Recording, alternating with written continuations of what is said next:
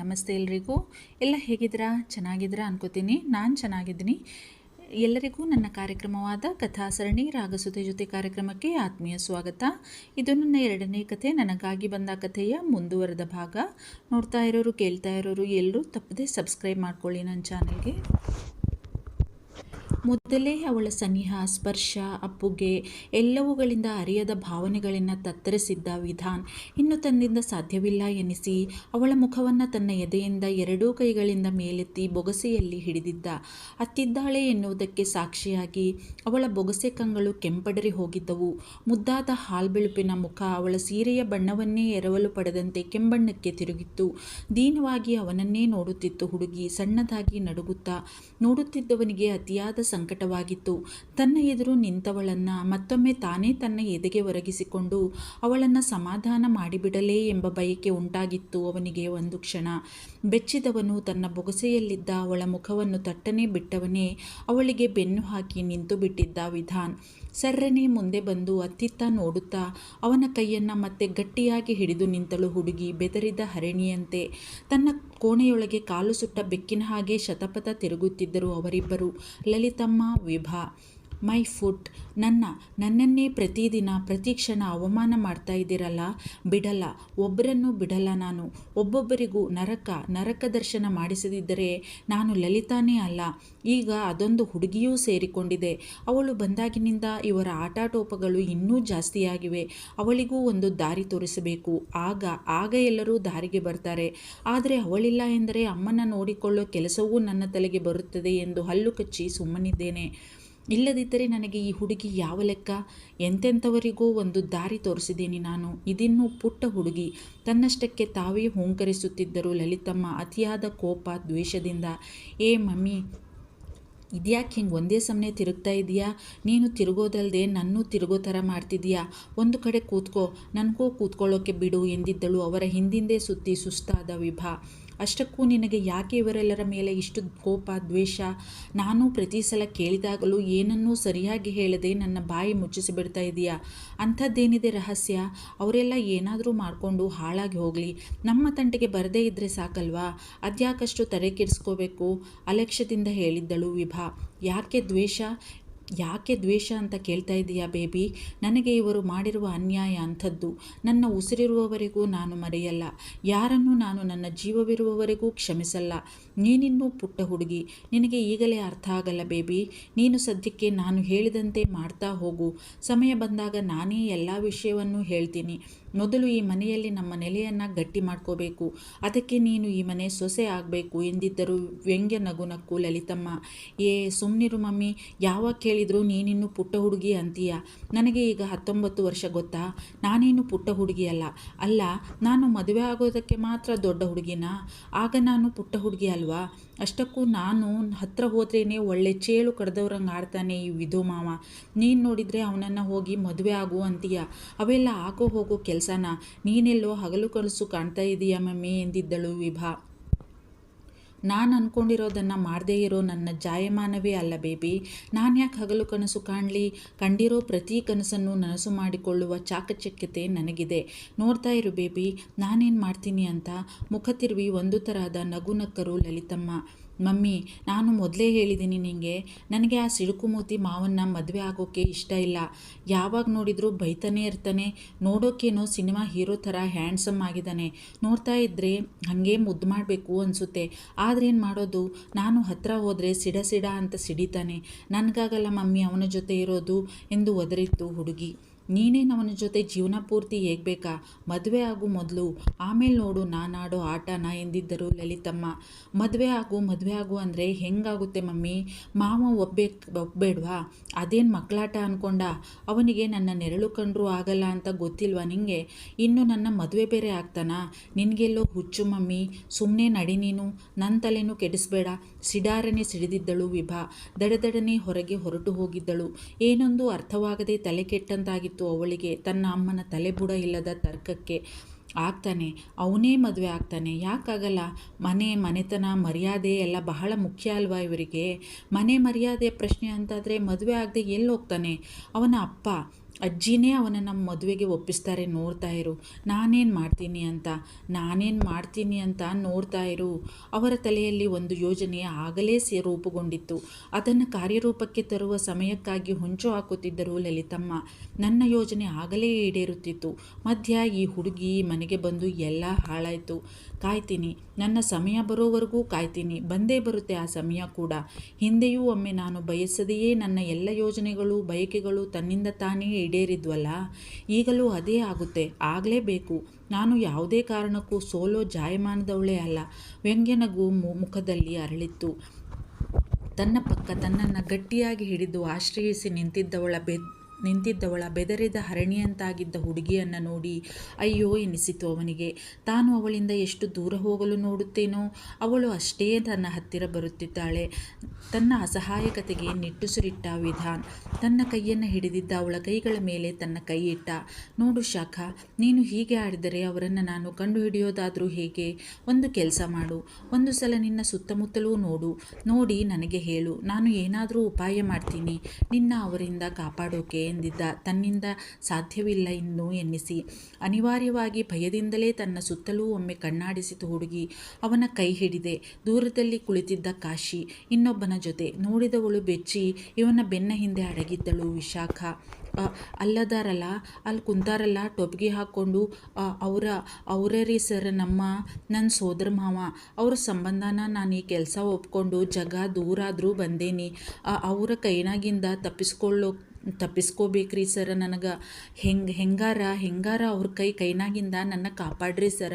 ಭಾಳ ಅಂಜಿಕೆ ಆಗಕತ್ತೈತ್ರಿ ನನಗೆ. ಭಯಕ್ಕೆ ಒಂದೇ ಸಮನೆ ಎಲ್ಲವನ್ನೂ ಒದರಿಬಿಟ್ಟಿತ್ತು ಹುಡುಗಿ ತನಗೆ ಅರಿವಿಲ್ಲದೆ. ಅವಳ ಮಾತಿಗೆ ಕಣ್ಣರಳಿಸಿದ್ದ ವಿಧಾನ್ ಅವಳು ತೋರಿಸಿದ ಕಡೆಗೆ ನೋಡಿದ. 35ರ ಮೇಲಿನ ವಯಸ್ಸಿನ ವ್ಯಕ್ತಿ ಆತ ಎನ್ನಿಸಿತು. ಅಂಥವನು ಇಷ್ಟು ಚಿಕ್ಕ ವಯಸ್ಸಿನ ಹುಡುಗಿಯ ಹಿಂದೆ ಬಿದ್ದಿದ್ದಾನೆಯೇ? ಅದು ಬಲವಂತವಾಗಿ. ಈ ಹುಡುಗಿ ಇಷ್ಟು ಹೆದರಿದ್ದಾಳೆ ಎಂದರೆ ಅವನು ಇವಳಿಗೆ ಇನ್ನೆಷ್ಟು ತೊಂದರೆ ಕೊಟ್ಟಿರಬೇಡ. ಥತ್ತೆರಿಕೆ, ಇದು ಹಾಸ್ಪಿಟಲ್, ಸುತ್ತ ಜನರಿದ್ದಾರೆ. ನನ್ನ ಕೈಗೆ ಒಬ್ಬನೇ ಸಿಕ್ಕಿದ್ದರೆ ಈ ಮನುಷ್ಯನಿಗೆ ಒಂದು ಗತಿ ಕಾಣಿಸುತ್ತಿದ್ದೆ. ಈಗಲೂ ಎಲ್ಲಿ ಹೋಗ್ತಾನೆ? ಸಿಗ್ತಾನೆ. ಕೋಪದಿಂದ ಮುಷ್ಟಿ ಬಿಗಿದಿದ್ದ. ಮುಖ ಗಂಟಾಗಿತ್ತು. ಅವನನ್ನೇ ತೀಕ್ಷ್ಣವಾಗಿ ನೋಡುತ್ತಾ ಅವನು ಅತ್ತಿತ್ತ ನೋಡುತ್ತಾ ಕುಳಿತಿದ್ದ. ಅವನ ಪಕ್ಕ ಕುಳಿತವನಿಗೆ ಆರೋಗ್ಯ ಸರಿ ಇದ್ದಂತಿರಲಿಲ್ಲ. ನೋಡುತ್ತಿದ್ದವನಿಗೆ ಹಾಗೆ ಅನ್ನಿಸಿತು, ಬಹುಶಃ ಅವನನ್ನು ಕರೆದುಕೊಂಡು ಬಂದಿರುತ್ತಾನೆ ಇಲ್ಲಿ. ಆದರೆ ಇವಳ ಸೋದರ ಮಾವ ಯಾಕೆ ಇಲ್ಲಿ ಬರ್ತಾನೆ? ಇವಳು ಇಲ್ಲಿರುವ ವಿಷಯ ಏನಾದರೂ ಗೊತ್ತಾಗಿ ಬಂದಿರಬಹುದೇ ಇವಳನ್ನು ಹುಡುಕಿಕೊಂಡು? ಸುತ್ತಲೂ ನೋಡುತ್ತಿದ್ದ ಕಾಶಿಯ ದೃಷ್ಟಿ ಹಾಗೆಯೇ ಅಲ್ಲಿಯೇ ನಿಂತಿದ್ದ ಇವರ ಕಡೆಗೆ ತಿರುಗಿತ್ತು. ಅಪಾಯ ಅರಿತ ವಿಧಾನ್ ಸರ್ರನೆ ಹಿಂದೆ ತಿರುಗಿ ತನ್ನ ಹಿಂದೆ ಮುಖ ಮರೆಸಿಕೊಂಡಿದ್ದ ಹುಡುಗಿಯ ಹೆಗಲ ಬಳಸಿದ್ದ. ಹಾಗೆಯೇ ಅವಳನ್ನು ಬಳಸಿದಂತೆಯೇ ಥಟ್ಟನೆ ಅವಳನ್ನು ಅಲ್ಲಿಂದ ಕರೆದುಕೊಂಡು ಒಳೆ ನಡೆದು ಬಿಟ್ಟಿದ್ದ. ಕಾಶಿಯ ಕಣ್ಣಳತೆಯಿಂದ ದೂರ. ಅಚಾನಕ್ಕಾದ ಅವನ ವರ್ತನೆಗೆ ಒಂದು ಕ್ಷಣ ಏನಾಯಿತೆಂದು ತಿಳಿಯದೆ ಅಯೋಮಯ ಸ್ಥಿತಿಗೆ ತಲುಪಿತ್ತು ಹುಡುಗಿ. ಆದರೆ ತಾನು ಹಿಡಿದಿದ್ದ ಅವನ ಕೈಯನ್ನು ಮಾತ್ರ ಬಿಟ್ಟಿರಲಿಲ್ಲ ಅವಳು. ತಲೆ ಎತ್ತಿ ಅವನ ಮುಖವನ್ನೇ ನೋಡಿದ್ದಳು ಕಣ್ಣರಳಿಸಿ. ಅವನ ತೆಕ್ಕೆಯಲ್ಲಿದ್ದವಳು ತನ್ನ ತೋಳಿನಲ್ಲಿ ಸೆರೆಯಾಗಿ ತನ್ನ ಕಡೆಗೆ ಪಿಳಿಪಿಳಿ ನೋಡುತ್ತಿದ್ದವಳ ನೋಟದ ಅರ್ಥ ತಿಳಿದಿತ್ತು ಅವನಿಗೂ. ನೋಡು ಶಾಖಾ, ಹಿಂದೆ ತಿರುಗಿ ನೋಡಬೇಡ ಯಾವುದೇ ಕಾರಣಕ್ಕೂ. ನಿನ್ನ ಮಾವ ಈ ಕಡೆಗೆ ನೋಡ್ತಿದ್ದಾನೆ. ನಾನು ಹೋಗ್ತಾ ಇದ್ದ ಹಾಗೆ ನನ್ನ ಜೊತೆಗೇ ನಡೀತಾ ಇರು ಅಷ್ಟೇ ಎಂದಿದ್ದ ಮೃದುವಾಗಿ. ಹುಡುಗಿ ಹೆದರಬಾರದಲ್ಲ? ಸರಿ ಎಂಬಂತೆ ತಲೆ ಅಲ್ಲಾಡಿಸಿ ತಲೆ ತಗ್ಗಿಸಿದಳು ವಿಶಾಖ. ಅವಳನ್ನು ಅವನ ಕಣ್ಣಿಗೆ ಬೀಳದಿರುವಂತೆ ಹಾಸ್ಪಿಟಲ್ನ ಲಾಸ್ಟ್ ಫ್ಲೋರಲ್ಲಿ ಇರುವ ಪ್ರೈವೇಟ್ ರೂಮಿಗೆ ಕರೆದೊಯ್ಯಬೇಕಾಗಬಹುದೇನೋ ಎಂದುಕೊಂಡ ವಿಧಾನ್. ಅದು ಅವನ ಅಪ್ಪಾಜಿಗೆ ಅತಿ ಚಿರಪರಿಚಿತ ಹಾಸ್ಪಿಟಲ್. ಆದ್ದರಿಂದ ಆ ಹಾಸ್ಪಿಟಲ್ನ ಪ್ರತಿಯೊಂದು ವಿಷಯವೂ ಗೊತ್ತು ಅವನಿಗೆ. ಅದರಂತೆ ಈ ಹಾಸ್ಪಿಟಲಲ್ಲಿ ಲಾಸ್ಟ್ ಫ್ಲೋರಲ್ಲಿ 4-5 ಪ್ರೈವೇಟ್ ರೂಮ್ಗಳು ಇವೆ. ಡಾಕ್ಟರ್ ರಂಗನಾಥ್ ಅವರ ಕುಟುಂಬದ ಸದಸ್ಯರಿಗೋಸ್ಕರ ಎನ್ನುವುದೂ ಅವನಿಗೆ ತಿಳಿದಿತ್ತು. ಅವರ ಫ್ಯಾಮಿಲಿ ಫ್ರೆಂಡ್ ಕೂಡ ಡಾಕ್ಟರ್ ರಂಗನಾಥ್. ಮನೆಯವರಿಗೂ ತುಂಬ ಬಳಕೆ. ಅವರ ಮನೆಯವರು ಇಲ್ಲಿ, ಇವರ ಮನೆಯವರು ಅಲ್ಲಿ ಹೋಗಿ ಬಂದು ಮಾಡುವುದು ಕೂಡ ಇದೆ ಸಾಮಾನ್ಯವಾಗಿ. ಅದಕ್ಕೆ ಅವನಿಗೆ ಆ ಹಾಸ್ಪಿಟಲ್ನ ಒಳಗೂ ಹೊರಗೂ ಚೆನ್ನಾಗಿಯೇ ತಿಳಿದಿತ್ತು. ಅದರಿಂದಲೇ ಆ ಯೋಚನೆ ಬಂದಿದ್ದು ಅವನಿಗೆ. ಆದರೆ ಅಷ್ಟರಲ್ಲಿಯೇ ಅನಾಹುತ ನಡೆದು ಹೋಗಿತ್ತು. ಕಾಶಿಯ ಜೊತೆಯಲ್ಲಿ ಇದ್ದವನ ಕಣ್ಣಿಗೆ ಹುಡುಗಿ ಬಿದ್ದಾಗಿತ್ತು. ಅವನು, ಕಾಶಿ, ನಿನ್ನ ಅಕ್ಕನ ಮಗಳು ಅದಾಳಲ್ಲ, ಅಲ್ಲಿ ಕಾಣಕತ್ತಾಳಲ್ಲ ಆ ಹುಡುಗಿ, ಅತ್ಲಾಗ ನೋಡು ಸ್ವಲ್ಪ. ಸರ್ರನೆ ತಿರುಗಿ ನೋಡಿದವನ ಕಣ್ಣಿಗೆ ಏನೂ ಕಾಣಲಿಲ್ಲ. ನಿನಗೇನಾರ ಅರಳು ಮರಳೇನಲೇ ಬಸ್ಯಾ? ನನಗಂತರೂ ಏನಂದ್ರೆ ಏನೂ ಕಾಣಿಸ್ವಲ್ದು. ನಿನಗೆ ಹೆಂಗೆ ಕಾಣಕತ್ತೈತಲೇ? ಅದೂ ಅಲ್ದ, ಆಕಿ ಎದಕ್ಕೆಲ್ಲಿ ಬರ್ತಾಳ ಇಷ್ಟು ದೂರ? ನಾನವರ ಊರು ನೋಡಕ್ಕಂತ ಬಂದೀನಿ. ಅವಳು ಎದಕ್ಕೆ ಬರ್ತಾಳ? ಕೆಲ್ಸಕ್ಕಂತ ಇಷ್ಟು ದೂರ ಬರ್ತಾಳನ ಅಕ್ಕಿ?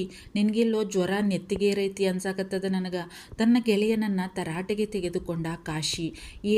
ಇಲ್ಲೋ ಮಾರಯ್ಯ, ನನಗೆ ಕಣ್ಣು ಸರಿಯಾಗಿಯೇ ಕಾಣಿಸ್ತದ. ಜ್ವರ ಇದ್ರು ನಾನು ನನ್ನ ಕಣ್ಣಾರ ನೋಡೀನಿ. ಯಾರ್ದೋ ಜೊತಿನಾಗ ಹೋಗಾಕತ್ತಿದ್ಲು, ಸೀರೆ ಬ್ಯಾರೆ ಉಟ್ಕೊಂಡಾಳ. ಬೇಕಾದ್ರೆ ನೀನ ಹೋಗಿ ನೋಡು. ಅತ್ಲಾ ಕಡಿನ ಹೋದ್ರಿಬ್ರು.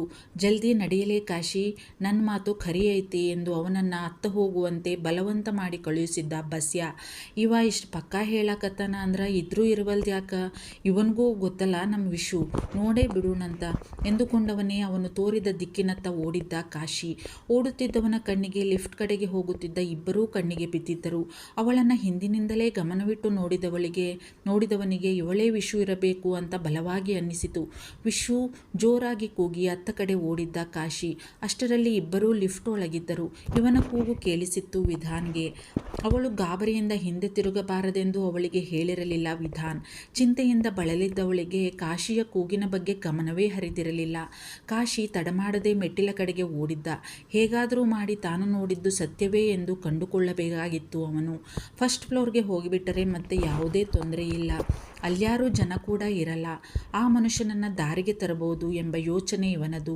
ಲಿಫ್ಟಲ್ಲಿ ಕೂಡ ಅವನ ಕೈ ಬಿಟ್ಟಿರಲಿಲ್ಲ. ಅವನಿಂದ ಕೊಂಚವೂ ಆಚೀಚೆ ಸರಿದಿರಲಿಲ್ಲ ಹುಡುಗಿ. ಏನೂ ಮಾಡಲಾಗದ ಅಸಹಾಯಕತೆ ಅವನದು. ಆಡಲೂ ಆಗದ, ಅನುಭವಿಸಲೂ ಆಗದ ಪರಿಸ್ಥಿತಿ. ನಮ್ಮ ಹಿಂದೆಯೇ ಆ ಮನುಷ್ಯ ಕೂಡ ಬರ್ತಾ ಇದ್ದಾನೆ ಎನ್ನುವುದು ಚೆನ್ನಾಗಿ ತಿಳಿದಿತ್ತು ವಿಧಾನ್ಗೆ. ಅದಕ್ಕೆ ಅವನು ಸಂಪೂರ್ಣ ತಯಾರಾಗಿದ್ದ ಮಾನಸಿಕವಾಗಿ, ಆ ಮನುಷ್ಯನನ್ನು ಹೇಗೆ ಸಾಗಹಾಕಬೇಕು ಎಂಬುದರ ಕುರಿತು. ಲಿಫ್ಟ್ ನಿಂತ ಕೂಡಲೇ ಸ್ವಲ್ಪ ಕೂಡ ತಡ ಮಾಡಲಿಲ್ಲ ವಿಧಾನ್. ಹುಡುಗಿಯನ್ನು ಬಳಸಿದಂತೆಯೇ ಹಿಡಿದು ಮೆಟ್ಟಿಲಿನ ವಿರುದ್ಧ ದಿಕ್ಕಿಗೆ ಸರಸರನೇ ನಡೆಯತೊಡಗಿದ್ದ. ಅವನ ಸರಿಸಮಕ್ಕೆ ನಡೆಯಲಾಗದೆ ಓಡುವಂತೆ ನಡೆಯುತ್ತಿತ್ತು ಹುಡುಗಿ. ಇದ್ಯಾಕೆ ಈ ಮನುಷ್ಯ ಇಷ್ಟು ಜೋರು ನಡೆಯಕತ್ತಾರಲ್ಲ ಎಂದುಕೊಂಡು ಅವನ ಮುಖ ನೋಡಿದ್ದಳು ವಿಶಾಖ. ಅರ್ಥವಾಗದೆ. ಅವಳ ನೋಟದ ಅರ್ಥ ತಿಳಿದಿತ್ತು ಅವನಿಗೆ. ಅವಳ ಮುಖದತ್ತ ಬಾಗಿ, ನೋಡು ಶಾಖ, ನಾನು ಈಗ ಏನೇ ಮಾಡಿದರೂ ನಿನ್ನ ಬಚಾವ್ ಮಾಡೋಕ್ಕೆ ಮಾತ್ರ. ಗಾಬರಿ ಆಗಬೇಡ, ಭಯ ಬೀಳಬೇಡ. ಆ ನಿನ್ನ ಮಾವ ನಮ್ಮ ಹಿಂದೆನೇ ಬರ್ತಾ ಇದ್ದಾನೆ. ಮೋಸ್ಟ್ಲಿ ನಿನ್ನ ನೋಡಿರಬೇಕು, ನಿನ್ನ ಗುರುತು ಹಿಡಿದಿರ್ತಾನೆ. ಇಲ್ಲೂ ಬಂದೇ ಬರ್ತಾನೆ. ಯಾಕಂದರೆ ನಿನ್ನ ಹೆಸರಿಡಿದು ಕೂಗಿಕೊಂಡು ನಮ್ಮ ಹಿಂದೆನೇ ಬಂದಿದ್ದ ಆಸಾಮಿ. ನಿನ್ನ ಅವನಿಂದ ಕಾಪಾಡೋದು ನನ್ನ ಜವಾಬ್ದಾರಿ. ಅದಕ್ಕಾಗಿ ನಾನು ಏನೇ ಮಾಡಿದರೂ ತಪ್ಪು ತಿಳಿಬೇಡ ಶಾಖ. ಅದರಲ್ಲಿ ಬೇರೆ ಯಾವ ಉದ್ದೇಶವೂ ಇಲ್ಲ, ನನ್ನ ಸ್ವಾರ್ಥ ಇಲ್ಲ. ನನ್ನ ಮೇಲೆ ನಂಬಿಕೆ ಇದೆ ಅಲ್ವಾ? ಅವಳ ಕಿವಿಯ ಹತ್ತಿರ ಪಿಸುಗುಟ್ಟಿದ್ದ. ಅವನನ್ನೇ ಕಣ್ಣು ಪಿಳುಕಿಸದೆ ಭಯಬಿದ್ದು ನೋಡುತ್ತಿದ್ದಳು ಹುಡುಗಿ ಅವನಂದ ಮಾತಿಗೆ. ಬೇರೇನೂ ಕೇಳಿಸಲಿಲ್ಲ ಅವಳಿಗೆ. ತನ್ನ ಮಾವ ತನ್ನನ್ನು ನೋಡಿ ತನ್ನ ಹಿಂದೆಯೇ ಬರುತ್ತಿದ್ದಾನೆ ಎಂದದ್ದು ಮಾತ್ರ ಅವಳ ಕಿವಿಗೆ ಮುಟ್ಟಿತ್ತು. ಅದಕ್ಕೆ ಭಯದಿಂದ ನಡುಗುತ್ತಿದ್ದಳು ಸಣ್ಣದಾಗಿ. ತನ್ನನ್ನೇ ಗಾಬರಿಯಿಂದ ಕಣ್ಣರಳಿಸಿ ನೋಡುತ್ತಿದ್ದವಳನ್ನು ನೋಡಿದ ವಿಧಾನ್ಗೆ ಅವಳ ಭಯ ಅರ್ಥವಾಗಿತ್ತು. ನೋಡು ಶಾಖ, ನಿನಗೆ ನಾನು ಹೇಳಿದ್ದು ಅರ್ಥ ಆಯಿತು ತಾನೇ? ಭಯ ಪಡಬೇಡಮ್ಮ, ನಾನಿದ್ದೀನಲ್ಲ. ಅವಳನ್ನು ಇನ್ನೂ ಗಟ್ಟಿಯಾಗಿ ಬಳಸಿ ಹಿಡಿದು ಮತ್ತೊಮ್ಮೆ ಪಿಸುಗುಟ್ಟಿದ್ದ ಅವಳ ಕಿವಿಯ ಹತ್ತಿರ ವಿಧಾನ್. ಈ ಬಾರಿ ಅವನ ಭದ್ರವಾದ ಹಿಡಿತದಲ್ಲಿದ್ದ ಬಿಸುಪು, ತನ್ನ ಮುಖಕ್ಕೆ ರಾಚುತ್ತಿದ್ದ ಅವನ ಬಿಸಿ ಉಸಿರು ಅವಳನ್ನು ಇಹಕ್ಕೆ ತಂದಿದ್ದವು. ಅವನ ಕೈಯನ್ನು ಮತ್ತೂ ಗಟ್ಟಿಯಾಗಿ ಹಿಡಿದು ಅವನಿಗೆ ಇನ್ನಷ್ಟು ಒತ್ತಿಕೊಂಡು ನಡೆಯತೊಡಗಿದ್ದಳು ವಿಶಾಖ. ಅವನ ಉಸಿರಾಟದ ಗತಿ ಏರುಪೇರಾದರೂ ಏನೂ ಮಾಡಲಾಗದೆ, ಅವಳಿಂದ ದೂರವೂ ಸರಿಯಲಾಗದೆ ಅಸಹಾಯಕತೆಯಿಂದ ಬಿಸಿ ಉಸಿರು ಹೊರಹಾಕಿ ಅವಳ ಜೊತೆಗೇ ಹೆಜ್ಜೆ ಹಾಕುತ್ತಿದ್ದ ವಿಧಾನ್. ವಿಷು, ಕೂಗಿದ್ದ ಕಾಶಿ. ಸುತ್ತಲೂ ನೋಡಿದವನಿಗೆ ಒಂದು ಕ್ಷಣ ಆತಂಕವಾಗಿತ್ತು. ಅವರಿಬ್ಬರನ್ನ ಬಿಟ್ಟು ಒಂದು ನರಪಿಳ್ಳೆಯೂ ಇರಲಿಲ್ಲ ಅಲ್ಲಿ. ನಾನು ಎಲ್ಲಿ ಬಂದ್ಬಿಟ್ಟೇನಿ? ತಪ್ಪು ಮಾಡಿಬಿಟ್ಟಿನ ನಾನು? ಹಿಂಗೆ ಯಾರ್ದೋ ಹಿಂದೆ ಬಸ್ಯಾನ ಮಾತು ಕೇಳಿ ಬಂದು ಆತಂಕವಾಗಿತ್ತು ಅವನಿಗೆ. ಇವರನ್ನೇ ಅನುಸರಿಸಿ ಓಡಿಕೊಂಡೇ ಮೆಟ್ಟಿಲ ಮೂಲಕ ಮೇಲೇರಿದ್ದ ಅವನು. ಶತಾಯಗತಾಯ ಅವಳೇನ ಇವಳು ಎಂದು ಕಂಡು ಹಿಡಿಯಲೇಬೇಕಿತ್ತು ಅವನಿಗೆ. ಅದಕ್ಕೆ ಹಿಂದೂ ಮುಂದೂ ಯೋಚಿಸದೆ ಇಂಥ ಸಾಹಸಕ್ಕೆ ಇಳಿದಿದ್ದ ಅವನು ಕೂಗಿದ ತಕ್ಷಣ ಬೆಚ್ಚಿ ತಿರುಗುವವಳಿದ್ದಳು ವಿಶಾಖ. ಒಮ್ಮೆಲೆ ಅವಳನ್ನು ಗಟ್ಟಿಯಾಗಿ ಅಪ್ಪಿ ತನ್ನದೆಯಲ್ಲಿ ಅವಳ ಮುಖವನ್ನು ಹುದುಗಿಸಿಕೊಂಡು ಇವನತ್ತ ತಿರುಗಿದ್ದ. ಈಗ ಅವಳ ಹಿಂಭಾಗ ಮಾತ್ರ ಕಾಣಿಸುತ್ತಿತ್ತು ಕಾಶಿಗೆ. ಪ್ಲೀಸ್ ನೋಡಿ, ಕೇಳಿ, ಸಬ್ಸ್ಕ್ರೈಬ್ ಮಾಡ್ಕೊಳ್ಳಿ ನನ್ನ ಚಾನೆಲ್ಗೆ.